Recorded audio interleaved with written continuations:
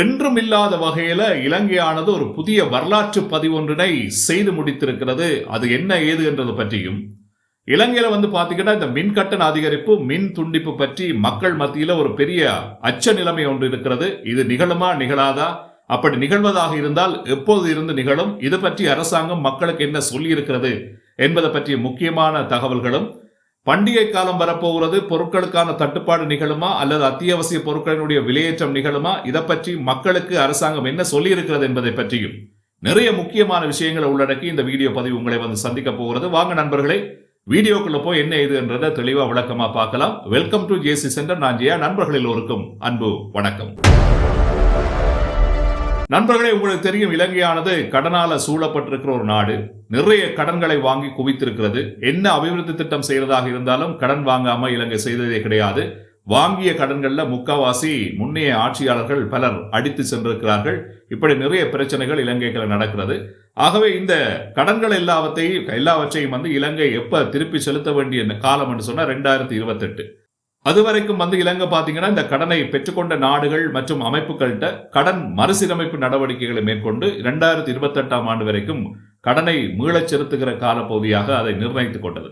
ஆனால் இதற்கு முன்னரே 2025 ஆண்டுல இலங்கை யாருக்கும் தெரியாம ஒரு மிகப்பெரிய அளவிலான கடன் தொகையை திருப்பி செலுத்தி இருக்கிறது. இந்த தொகை எவ்வளவு கேட்டீங்கன்னா 3.9 பில்லியன் அமெரிக்க டாலர்கள். 3.9 பில்லியன் என்பது 2028 ஆண்டு திருப்பி செலுத்த வேண்டிய கடன் தொகையை விட அதிகமானது. ஆகவே 2025 ஆண்டில் இலங்கை அரசாங்கம் 3.9 பில்லியன் அமெரிக்க டாலரை திருப்பி செலுத்தி இருக்கிறது. 2028 இலங்கை செலுத்த வேண்டிய கடன் தொகை 3.2 பில்லியன் அமெரிக்க டாலர்கள். ஆகவே 2025 ஆண்டில் இலங்கை வரலாற்றில் இலங்கை திருப்பி செலுத்திய மிக அதிகபட்ச தொகையாக இந்த தொகை அமைந்திருக்கிறது. ஆகவே இலங்கை வரலாற்றில் 2025 ஆண்டுதான் இலங்கை அதிகபட்சமான கடனை செலுத்திய ஒரு ஆண்டாக பதிவாகி இருக்கிறது. இந்த தகவலோட இன்னொரு முக்கியமான விஷயம் பாத்தீங்கன்னா, 2025 இலங்கை ஈட்டிய மொத்த வருமானம் எவ்வளவு தெரியுமா? கிட்டத்தட்ட 29,300 மில்லியன் அமெரிக்க டாலர்கள். 2025 ஆண்டில் இலங்கை அரசு செலவு செய்த மொத்த தொகை 27,600 மில்லியன் அமெரிக்க டாலர்கள்.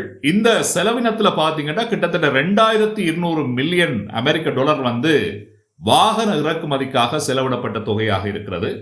ஆகவே கூட்டி கழிச்சு பாத்தீங்கன்னா, வருமானத்தையும் செலவினத்தையும் கூட்டி கழித்து பாத்தீங்கன்னா கிட்டத்தட்ட 1,700 மில்லியன் அமெரிக்க டாலர் இலங்கையினுடைய உபரி செல்வமாக, அதாவது செலவுகள் போய் மீதப்பட்ட ஒரு செல்வமாக, ஒரு வருமானமாக அமைந்திருக்கிறது. கிட்டத்தட்ட 1,700 மில்லியன் அமெரிக்க டாலர்கள். இந்த விஷயங்கள் எல்லாம் ஒரு பக்கம் போய்கொண்டிருக்க, இந்த விஷயங்கள் எல்லாம் கேட்கும் போது ஒரு பக்கம் சந்தோஷமாக இருந்தாலும் கூட, மற்ற பக்கத்துல அமெரிக்க டாலரோடு ஒப்பிடுகிற போது இலங்கை ரூபாயினுடைய பெறுமதியானது, மதிப்பானது வீழ்ச்சியை கண்டிருக்கிறது.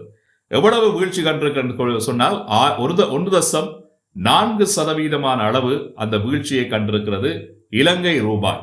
இதன் விளைவாக பாத்தீங்கன்னா இலங்கையில மொத்த பணப்புழக்க பற்றாக்குறை அதிகரித்திருக்கிறது. 288.31 மில்லியன் ரூபாய்கள் இலங்கையில பணப்பற்றாக்குறை நிகழ்ந்திருக்கிறதாக மத்திய வங்கி வெளியிட்டிருக்கிற அறிக்கையில இந்த விஷயத்தை சொல்லி இருக்கிறது.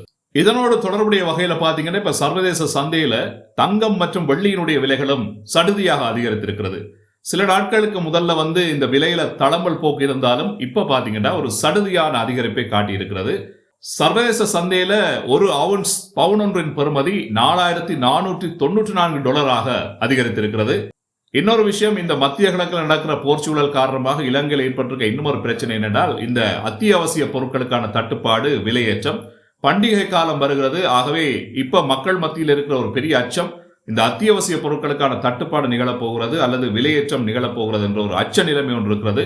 மக்கள் இப்ப என்ன செய்கிறார்கள், முண்டி அடித்துக் கொண்டு அளவுக்கு அதிகமாக பொருட்களை கொள்வனவு செய்து சேர்க்க தொடங்கிவிட்டார்கள். காரணம், பண்டிகை காலம் வரப்போகிறது, பொருட்களினுடைய விலையேற்றம் காரணமாக. இது பற்றி இப்ப அரசாங்கம் என்ன தகவல் விட்டிருக்குன்னு சொன்னால், எந்த விதமான அச்சமும் மக்கள் கொள்ள தேவையில்லை, பொருட்களுக்கான தட்டுப்பாடு இல்லவே இல்லை, பொருட்களுக்கான இறக்குமதிகள் தொடர்ச்சியாக நடந்து கொண்டிருக்கிறது. அந்த கண்டெய்னர்ஸை செக் பண்றதுல, பரிசோதிக்கிறதுல, அந்த கண்டெய்னர்ஸை கொண்டு ஸ்டோர் பண்ணி வைக்கிறதுல இடப்பற்றாக்குறை இருக்கிறதுனால தான் சில தாமதங்கள் நிகழ்ந்து கொண்டிருக்கிறது. அதற்கும் அரசாங்கம் மாற்று ஒழுங்குகளை செய்து உடனடியாக அதற்கான தீர்வுகளை முன்னெடுத்துக் கொண்டிருக்கிறது. ஆகவே மக்கள் அச்சப்பட தேவையில்லை. பொருட்களினுடைய விலைகள் அதிகரிக்குமாக இருந்தால் நீங்கள் நினைக்கிற அளவுக்கு பொருட்களின் விலைகள் அதிகரிக்காது. ஒரு 20 ரூபாய் அளவுல தான் அதிகரிக்கும். ஆகவே மக்கள் அச்சப்படவே தேவையில்லை. இன்னும் ஒரு தகவல், இந்த பொருட்கள் சம்பந்தப்பட்ட விஷயத்துல அரசாங்கம் இன்னொரு அறிவுறுத்தலை மக்களுக்கு விடுத்திருக்கிறது. என்னன்னு சொன்னால், குறைந்த விலையில பொருட்களை விற்பனை செய்கின்றவர்கள் யாராக இருந்தாலும் உடனடியாக அரசாங்கத்துக்கு இது தொடர்பில் தகவலை தருமாறு மக்களிடம் அந்த கோரிக்கை விடுத்திருக்கிறது. இது என்னடா புதிய தகவலா இருக்கு, புதிய விஷயமா இருக்குன்னு சொல்லி கேட்கிறீங்களா? பொதுவாக பொருட்கள் அதிகமாக விலைக்கு விற்கப்பட்டால் தான் மக்களிடம் இருந்து அரசாங்கம் தகவல் கேட்பார்கள். இது குறைந்த விலையில பொருட்கள் விற்கப்பட்டா உடனடியாக மக்கள் அரசாங்கத்துக்கு தகவல் தர வேண்டும் என்று சொல்லி இப்படியான ஒரு விஷயம் ஒன்று புதுசா இருக்கேன்ற மாதிரி நீங்க கேட்கலாம். இதான் உண்மை சம்பவம். என்னன்னு சொன்னா, இந்த வெளிநாடுகளில் இருந்து இறக்குமதி செய்யற பொருட்களுக்கான விலைகள் குறைவாக விற்கப்பட்டா தான் இந்த பிரச்சனை. காரணம் என்ன உங்களுக்கு தெரியும், வெளிநாட்டிலிருந்து இறக்குமதி செய்யப்படுற பொருட்களுக்கு ஒரு வரி இருக்கிறது, அதுக்கான ஒரு விலை நிர்ணயம் இருக்கிறது. அப்படியான அந்த பொருட்கள் என்னென்ன விலைகளில் விற்க வேண்டும் என்று சொல்லி ஒரு தர நிர்ணயம் இருக்கிறது. ஆனால் அதை விட குறைவான விலைக்கு அந்த பொருட்கள் விற்கப்படுமாக இருந்தால் நிச்சயமாக அது இல்லீகல் முறையில், அதாவது சட்டவிரோதமாக கொண்டு வரப்பட்ட பொருட்களாகத்தான் நிச்சயமாக இருக்கும். ஆகவே இந்த சட்டவிரோதமாக இலங்கைக்குள்ளே கொண்டு வந்து விற்பனை செய்யப்படுற பொருட்களை அல்லது அது சம்பந்தப்பட்ட விற்பனையை தடுப்பதற்காகத்தான் அரசாங்கம் இந்த நடவடிக்கை எடுத்திருக்கிறது. அவை மக்கள் மத்தியில உடனடியாக அந்த பொருட்களை விற்பனை செய்ய வேண்டுமாக இருந்தால் அவர்கள் சந்தையில ஏற்கனவே இருக்கின்ற பொருட்களினுடைய விலையை விட அவர்கள் இல்லீகலாக குறைத்து விற்பனை செய்வார்கள். ஆகவே அந்த விற்பனையையும் அந்த வியாபாரத்தையும் தடுப்பதற்காகத்தான் மக்கள் மத்தியிடம் இருந்து அரசாங்கம் இந்த தகவலை தந்துதவுமாறு கேட்டிருக்கின்றார்கள். ஆகவே இது சம்பந்தமான விஷயங்கள் உங்களுக்கு தெரிஞ்சா நீங்கள் நிச்சயமாக அரசாங்கத்துக்கு இது சம்பந்தமான தகவல்களை கொடுத்து உதவலாம். அடுத்த முக்கியமான தகவல் பாத்தீங்கன்னா, ஏப்ரல் மாதம் அளவுல இலங்கையில சுழற்சி முறையில மின்வெட்டை அமுல்படுத்துவதற்கு அரசாங்கம் தீர்மானித்திருக்கிறது. பொது பயன்பாட்டு அமைச்சும் இதை உறுதிப்படுத்தி இருக்கிறது. காரணம் என்னன்னு சொல்லி கேட்டீங்கன்னா, மின் பாவனையை சேமிப்பதற்காக, குறிப்பாக இந்த 6 தொடக்கம் 10 மணி அந்த காலப்பகுதியில் வீட்டு மின் பாவனையினுடைய அளவு சடுதியாக இருக்கும், அதிகமாக இருக்கும். ஆகவே இந்த நேரத்தில் பாத்தீங்கன்னா மின் வெட்டை அமுல்படுத்தி 25% மின்சாரத்தை, மின் பயன்பாட்டை சேமிக்கின்ற ஒரு செயல் திட்டத்தை அரசாங்கம் முன்னெடுக்க போகுது. காரணம் என்னென்னா, எதிர்வரும் காலகட்டங்களில் எரிபொருளை இறக்குவது, எரிபொருளை பயன்படுத்தி மின்னை உற்பத்தி செய்து மக்களுக்கு வழங்குவதெல்லாம் பெரிய ஒரு சேலஞ்சிங் சிச்சுவேஷனாக மாறி இருக்கிறது. எரிபொருட்கள விலைகள் ஒரு பக்கம் எகிறிக்கொண்டு போகிறது, அதனை தருவிப்பது இன்னொரு பக்கம் பிரச்சனையாக இருக்கிறது. அதே நேரத்தில் இலங்கையில இறக்குமதி செய்யப்பட்ட நிலக்கரியும் தரம் குறைந்தது என்ற அடிப்படையில் இருக்கிறபடினால இப்ப நுரைச்சோலை அனல் மின் நிலையத்தை இயக்குறதும் இன்னொரு பிரச்சனை. வெப்பம் அதிகமாக இருக்கிறதுனால நீர் மின் உற்பத்தி, நீர்நிலைகள் வற்றி போறதுனால நீர்மின் உற்பத்தியும் சேலஞ்சிங் சிச்சுவேஷனை உருவாக்கி இருக்கு. இப்படியான பல பிரச்சனைகள் நீடித்து கொண்டு போறதுனால மின் வெட்டை அமுல்படுத்தி மின் பாவனையை குறைத்து மின்னை சேமிக்கிறத தவிர வேறு வழி அரசாங்கத்துக்கு தெரியல.